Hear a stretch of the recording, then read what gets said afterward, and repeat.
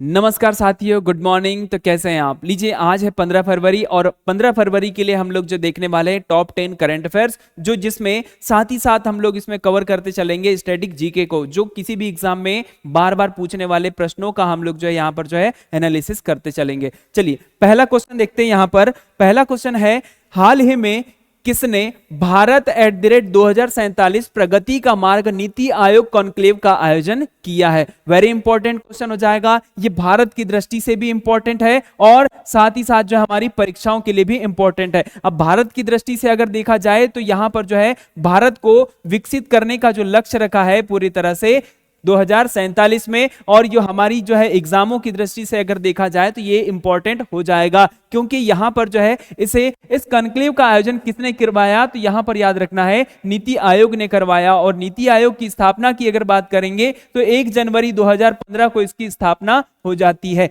याद रहेगा, ठीक है। नीति आयोग का जो पुराना नाम जो हुआ करता था, पुराना नाम की अगर बात करेंगे तो इसे योजना आयोग के नाम से जाना जाता था। किस नाम से? योजना आयोग के नाम से इसे जाना जाता था। इस योजना आयोग की स्थापना की अगर बात करेंगे तो 15 मार्च 1950 को इसकी स्थापना हो जाती है, जिसका मुख्यालय की अगर बात करेंगे तो न्यू दिल्ली में इसकी जो है मुख्यालय की हम लोग यहां पर बात कर सकते हैं। चलिए, यहां पर हमने देख लिया नीति आयोग के जो अध्यक्ष कौन होते हैं। तो यहां पर जो है हाल ही में जिन्होंने अध्यक्षता की है, तो यहां पर आपको बताना है वह अध्यक्षता किसने की। तो इन्हीं प्रधानमंत्री मोदी जी के द्वारा। और यहां पर याद रखना, नीति आयोग का जो अध्यक्ष होता है हमेशा कौन होता है? प्रधानमंत्री होता है। और नीति आयोग के उपाध्यक्ष की अगर बात करेंगे तो उपाध्यक्ष में भी आपको याद रखना होगा उपाध्यक्ष कौन है। तो सुमन बेरी जी को आपको याद रखना होगा, ठीक है। सुमन बेरी जी जो है वर्तमान में कौन है? नीति आयोग के उपाध्यक्ष आपको याद रखना है, ठीक है। यहां तक क्लियर हुआ? चलिए, तो यहां पर पूछा है कि भारत @2047 प्रगति का मार्ग नीति आयोग कॉन्क्लेव का आयोजन किया गया। तो यहां पर आपको बताना है किसके द्वारा, कहां पर किया गया है? नई दिल्ली में, मुंबई में, बेंगलुरु में या फिर चेन्नई में। तो इसका सही आंसर आपको याद रखना है नई दिल्ली में। और ये जो नीति आयोग के लिए जो कॉन्क्लेव का जो आयोजन किया गया है, ये अब तक की कुल मिलाकर के 8वीं बैठक के रूप में आपको याद रखना है। कौन से नंबर की बैठक है? ये 8वें नंबर की बैठक है। तो इसको अच्छे से याद रखना है, ये किसी भी एग्जाम में पूछने की संभावनाएं बनी हुई रहती है, ठीक है। चलो, अगला क्वेश्चन देखते हैं। हाल ही में सरकार ने ई नाम प्लेटफॉर्म पर कितनी नई कृषि वस्तुओं के व्यापार की अनुमति दी है? वेरी इंपॉर्टेंट क्वेश्चन हो जाएगा। किस प्लेटफॉर्म पर?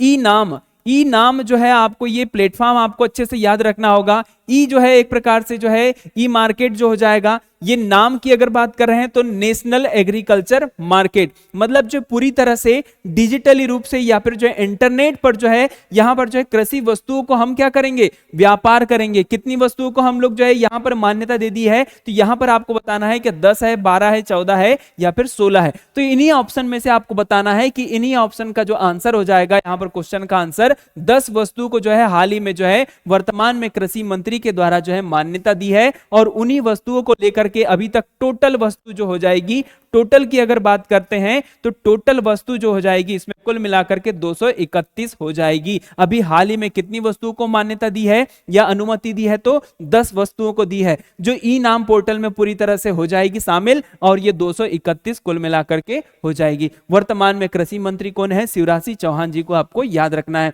ठीक है। तो ये इसी प्रकार से आपको ये इन पॉइंटों को अच्छे से याद रखना है। अगला है, हाल ही में किस राज्य ने, वेरी इंपॉर्टेंट क्वेश्चन हो जाएगा, किस राज्य ने बेटी बचाओ बेटी पढ़ाओ योजना के तहत जो है प्रमुख पहलों को लागू किया है? वेरी इंपॉर्टेंट इसलिए है क्योंकि ये जो बार बार किसी भी एग्जाम में पूछने की संभावना रहती है कि बेटी बचाओ बेटी पढ़ाओ योजना की शुरुआत कब से हुई और कहां से हुई। तो इसका सही आंसर आपको याद रखना है 22 जनवरी 2015 को जो है बेटी बचाओ बेटी पढ़ाओ योजना की शुरुआत की गई। और ये कहां से शुरुआत की गई? तो आपको इस पॉइंट को भी अच्छे से बताना है कि कहां पर शुरुआत की गई। तो हरियाणा राज्य से इसे प्रारंभ किया गया था, एक पायलट प्रोजेक्ट के रूप में शुरुआत किया गया था हरियाणा से, उसके बाद में भारत भर में पूरी तरह से ये योजना संचालित की जाती है। कब से संचालित की जा रही है? तो 22 जनवरी 2015 से संचालित की है। तो यहां पर योजना के तहत प्रमुख पहलों को लागू किसने किया है? क्या लद्दाख ने, उड़ीसा ने, उत्तराखंड ने या फिर हिमाचल प्रदेश ने? अभी हाल ही में जो है प्रमुख पहलों को जो लागू किया है तो वह राज्य आपको बताना है लद्दाख ने पूरी तरह से इसे जो है लागू कर दिया है। तो यहां पर इसका सही आंसर क्या लगाना है? लद्दाख। ठीक है, तो बेटी बचाओ बेटी पढ़ाओ योजना की अगर हम बात करते हैं तो 22 जनवरी 2015 को इसकी शुरुआत हो जाती है और रिसेंटली में इसकी जो है वर्षगांठ मनाई है। कौन से नंबर की मनाई गई है? तो आपको इन पॉइंटों को भी अच्छे से याद रखना है। 10 वर्ष जो है इस योजना को पूरे हो रहे हैं, इसलिए ये ज्यादा इंपॉर्टेंट हो जाएगी किसी भी एग्जाम के लिए। ठीक है, चलिए, तो यहां पर हमने इन पॉइंटों को समझ लिया। नेक्स्ट क्वेश्चन देखते हैं। अगला क्वेश्चन है, हाल ही में 2025 फ्री स्टाइल शतरंज grand slam, very important question है, फ्री स्टाइल शतरंज ग्रैंड स्लैम। देखो ग्रैंड स्लैम आपने जो है टेनिस में भी देखा होगा, तो यहां पर भी आपको याद रखना है किसमें? शतरंज खेल में जो है आपको जो है ग्रैंड स्लैम का आयोजन जो है कहां किया जा रहा है, तो इसको बताना है। तो इसका सही आंसर आपको जो है जानने से पहले आपको याद रखना है कि शतरंज खेल की उत्पत्ति जो है कहां से हो जाती है, तो उत्पत्ति जो आपको याद रखना है भारत से हो जाती है, याद रहेगा। इसी के साथ आपको याद रखना है शतरंज में जो है एक शब्दावली होती है ग्रैंड मास्टर, जो उनके जो खिलाड़ी जो होते हैं उन्हें ग्रैंड मास्टर कहा जाता है। तो शतरंज खेल में खिलाड़ियों को ग्रैंड मास्टर कहा जाता है। तो भारत में कुल ग्रैंड मास्टरों की संख्या कितनी हो गई है? तो आपको इसमें बताना है कि कुल मिलाकर के 85 ग्रैंड मास्टर आपको याद रखना है। ठीक है, खेल की शुरुआत कहां से हुई? भारत से हुई। यहां पर अब आते हैं क्वेश्चन की ओर। तो इस प्रतियोगिता का आयोजन कहां किया जा रहा है? क्या फ्रांस में, इटली में, जर्मनी या फिर स्पेन में? तो इसका सही आंसर आपको जो है याद रखना है, कहां पर किया जा रहा है? जर्मनी में किया जा रहा है। और जर्मनी की राजधानी आपको हमेशा याद रखना होगा, बर्लिन इसकी राजधानी है। ठीक है, बर्लिन इसकी राजधानी है। और इसका जो आयोजन जो किया जा रहा है 7 फरवरी से लेकर के 14 फरवरी के मध्य में इसका आयोजन किया जा रहा है। तो इसमें आपको इन पॉइंटों को अच्छे से याद रखना होगा कि इसका आयोजन कहां हुआ और ये कब से कब तक संचालित हुआ और ये किस खेल से संबंधित है? तो शतरंज खेल से संबंधित है। आपको इन पॉइंटों को अच्छे से याद रखना है। चलिए, तो ये जो है एक प्रकार से जैसे खिलाड़ियों की अगर बात करेंगे तो ये महान खिलाड़ी जो है इस प्रकार से जो प्रतियोगिता जो आयोजित की जा रही है उसमें पार्टिसिपेट कर रहे हैं। चलिए अगला क्वेश्चन देखते हैं। हाल ही में 38वें राष्ट्रीय खेल, वेरी इंपॉर्टेंट क्वेश्चन, 38वें राष्ट्रीय खेल जो तरणदीप राय ने पुरुष रिकर्व तीरंदाजी में कौन सा पदक जीता है? ठीक है, तरणदीप राय जो है इसलिए इंपॉर्टेंट हो जाते हैं क्योंकि ये जो है 4 बार के ओलंपियन के रूप में इन्हें भी जाना जाता है। ठीक है, 4 बार के ओलंपियन के रूप में इन्हें जाना जाता है। और ये किस राज्य से संबंधित है? तो यहां पर याद रखना होगा सिक्किम राज्य से संबंधित है। और ये सिक्किम राज्य से संबंधित होने के साथ ही साथ जो है जो 38वां जो राष्ट्रीय खेल जो आयोजित किया जा रहा है, कहां पर? उत्तराखंड में। ठीक है, उत्तराखंड में इसका जो आयोजन किया जा रहा है, इसमें कुल मिलाकर के 38वें राष्ट्रीय खेल में इन्होंने कौन सा पदक जीता? तो यहां पर आपको बताना है स्वर्ण पदक, रजत पदक, कांस्य पदक या फिर चतुर्थ। तो इसमें जो सही आंसर आ जाएगा कांस्य पदक इन्होंने जीता है। और ये 38वां राष्ट्रीय खेल जो है एक प्रकार से जो राष्ट्रीय स्तर के जो प्रतिभागी होते हैं उनको एक प्रकार से प्रतिवर्ष जो है इस प्रकार से खेल भावनाओं को दिखाना होता है प्रतिवर्ष, जिसमें से फिर उनको ओलंपिक के लिए जो है नॉमिनेट भी किया जा सकता है। चलिए, तो इसका सही आंसर क्या मिल गया? कांस्य पदक। तो इसमें आपको याद रखना है तरणदीप राय किस राज्य से संबंधित है? सिक्किम राज्य से संबंधित है। और किस खेल से संबंधित है ये भी आपको पॉइंट याद रखना है, तो तीरंदाजी से संबंधित है। चलिए अगला क्वेश्चन देखते हैं। अगला क्वेश्चन है, हाल ही में राष्ट्रीय सफाई कर्मचारी आयोग, ये इंपॉर्टेंट हो जाएगा एग्जाम की दृष्टि से अगर देखा जाए तो, राष्ट्रीय सफाई कर्मचारी आयोग, तो इसमें आपको याद रखना है कि नेशनल कमीशन फॉर सफाई कर्मचारी, तो इसका जो है कार्यकाल कितने वर्ष बढ़ाया गया है? तो यहां पर आपको बताना है क्या 2 वर्ष, 3 वर्ष, 4 वर्ष या फिर 5 वर्ष। सफाई कर्मचारी संघ जो बनाया गया था, सबसे पहले जो है सफाई कर्मचारी आयोग की जो बात करते हैं, सफाई कर्मचारी आयोग जो बना था 1994 में बना था। तब से लेकर के ये लगातार कार्य कर रहा था। इसका जो है कार्यकाल भी बढ़ते जा रहा था। यहां पर जो इसके मुख्यालय की अगर बात करेंगे तो न्यू दिल्ली में इसका मुख्यालय आपको याद रखना है। ठीक है, इसके प्रमुख की अगर बात करेंगे तो यहां पर इसके प्रमुख जो है एम वेंकटेशन एम वेंकटेशन को आपको याद रखना है, ठीक है, एम वेंकटेशन को याद रखना है, कौन है इसके प्रमुख है, ठीक है। आयोग कब बना? 1994 में। इसका कार्यकाल कितने वर्ष बढ़ा दिया गया है? तो आपको सही आंसर बताना है, 3 वर्ष का कार्यकाल जो इसका बढ़ा दिया गया है। मतलब यहां पर जो इसका कार्यकाल कब से कब तक के लिए रहेगा, तो 31 मार्च से लेकर के 31 मार्च 2025 से लेकर के 31 मार्च 2000 कब तक? 2028 तक ये इसका कार्यकाल संचालित होते रहेगा। तो आपको इन पॉइंटों को अच्छे से याद रखना है, ठीक है। यहां तक क्लियर हुआ? चलिए अगला क्वेश्चन देखते हैं।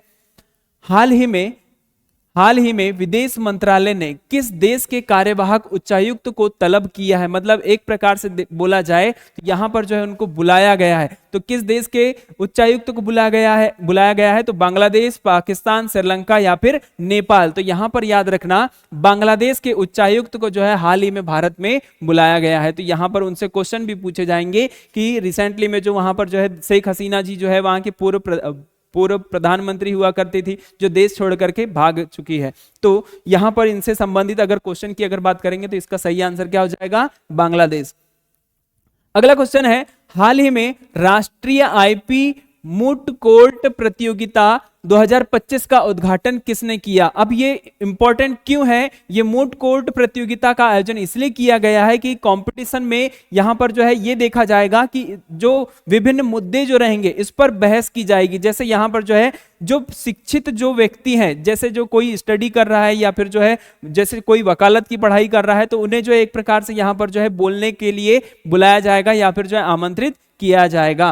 तो यहां पर इसका जो शुभारंभ कब से कब तक किया जाएगा? तो 21 फरवरी से लेकर के 23 फरवरी के मध्य में इसका आयोजन किया जाएगा। तो इसमें विभिन्न प्रकार के जो शिक्षित जो है व्यक्ति हैं इनको जो है यहां पर आमंत्रित किया जाएगा और विभिन्न मुद्दों पर इसमें बहस की जाएगी। चलिए, तो इसका आयोजन का शुभारंभ किसने किया? अमित शाह ने, एस जयशंकर प्रसाद ने, पीयूष गोयल ने या फिर निर्मला सीतारमण ने? तो इसका सही आंसर आपको बताना है, भारत के वर्तमान में उद्योग मंत्री, केंद्रीय उद्योग मंत्री जो है पीयूष गोयल के द्वारा जो है इसे संचालित या उद्घाटन इसका किया गया है। तो यहां पर बात करते हैं अमित शाह की। जो अमित शाह जो है वर्तमान में कौन से मंत्री है? तो गृह मंत्री है। यहां पर एस जयशंकर प्रसाद की अगर बात करेंगे तो विदेश मंत्री है, ठीक है, विदेश मंत्री है। पीयूष गोयल जो है वर्तमान में उद्योग मंत्री है। साथ में निर्मला सीतारमण जी की अगर बात करेंगे तो जिन्होंने हाल ही में जो है बजट पेश किया है, ये कौन से मंत्री है? वित्त मंत्री है। और ये वित्त मंत्री होने के साथ जो है इन्होंने 8वीं बार जो है बजट पेश किया, ठीक है। कितने बार? 8वीं बार जो है इन्होंने बजट पेश किया। तो इसका सही आंसर क्या मिल गया हमें? पीयूष गोयल। चलिए अगला क्वेश्चन देखते हैं। हाल ही में राष्ट्रीय नमूना सर्वेक्षण की 75वीं वर्षगांठ कब मनाई गई? 7 फरवरी को, 8 फरवरी को या फिर 9 फरवरी को या फिर 10 फरवरी को? तो यहां पर याद रखना, ये जो राष्ट्रीय नमूना सर्वेक्षण जो है इसे नेशनल सैंपल सर्वे या फिर एनएसएस के नाम से भी जाना जाता है। तो इन पॉइंटों को अच्छे से याद रखना, ठीक है। राष्ट्रीय नमूना सर्वेक्षण की स्थापना की अगर बात करेंगे तो 1950 में इसकी स्थापना हो जाती है और 1950 से लेकर के आज वर्तमान तक जो है इसके कुल मिलाकर के 75वीं वर्षगांठ जो मनाई गई। और ये डेट कब की है? तो आपको याद रखना है 7 फरवरी। और ये 7 फरवरी के साथ में आपको इनको भी याद रखना है कि इसका मुख्यालय कहां पर है? तो न्यू दिल्ली में इसका जो है वर्तमान में मुख्यालय है। तो आप इन पॉइंटों को अच्छे से याद रखेंगे। तो इसका सही आंसर क्या मिल गया हमें? 7 फरवरी। और 7 फरवरी को इसकी जो है 75वीं वर्षगांठ मनाई गई, ठीक है। तो ये जो है जैसे कोई 100 साल होते हैं, जैसे 100 साल होते हैं या 150 साल होते हैं या फिर 75 साल होते हैं, तो इनसे संबंधित जो है क्वेश्चन बनने की संभावना 100% रहती है। तो आपको इन पॉइंटों को अच्छे से याद रखना होगा, ठीक है। चलिए अगला क्वेश्चन देखते हैं। हाल ही में डिजिटल भुगतान कितने प्रतिशत बढ़कर 18,000 करोड़ रुपए तक पहुंचा है? वेरी इंपॉर्टेंट क्वेश्चन है। बजट से लेकर के अभी वर्तमान तक जो जितनी भी चीजें घटित हो रही है तो उनमें से आपको जो है इन पॉइंटों को अच्छे से याद रखना है। जैसे यहां पर बोला गया है कि डिजिटल भुगतान में कितने प्रतिशत बढ़कर 18,000 करोड़ रुपए तक पहुंच चुका है। तो यहां पर आपको बताना है कि 18,000 करोड़ रुपए जो है कितने प्रतिशत का डिजिटल भुगतान हुआ है 28%, 44%, 47 या फिर 50। तो इसमें से सही आंसर बताना है। इसका सही आंसर जो हो जाएगा 47% जो है डिजिटल भुगतान बढ़ चुका है, जिसकी वजह से 18,000 करोड़ रुपए का जो है यहां पर जो है डिजिटल भुगतान देखा गया है। तो डिजिटल भुगतान करने के लिए जैसे पेटीएम की बात करें, गूगल पे की बात करें, अमेजॉन पे, पेटीएम, तो ये एक प्रकार से जो है डिजिटल भुगतान होता है। तो इसमें अभी पूरा आकलन किया गया है और उन्हीं आकलन में से यही बताया गया है कि 18,000 करोड़ रुपए जो है यहां पर जो है डिजिटल भुगतान किया गया है। ठीक है, कैशलेस पूरी तरह से किया गया है। तो इसी पॉइंट के साथ हमने यहाँ पर जो है टॉप 10 करंट अफेयर्स देख लिया है और टॉप 10 करंट अफेयर्स देखने के साथ ही हमने जो है यहाँ पर महत्वपूर्ण स्टैटिक जीके वाले पॉइंट को भी समझा है। तो इन्हीं पॉइंट के साथ आप बने रहिए और हमारे करंट अफेयर्स वाले चैनल को लाइक शेयर सब्सक्राइब जरूर कीजिए। तब तक के लिए मिलते हैं नेक्स्ट वीडियो में। नमस्कार।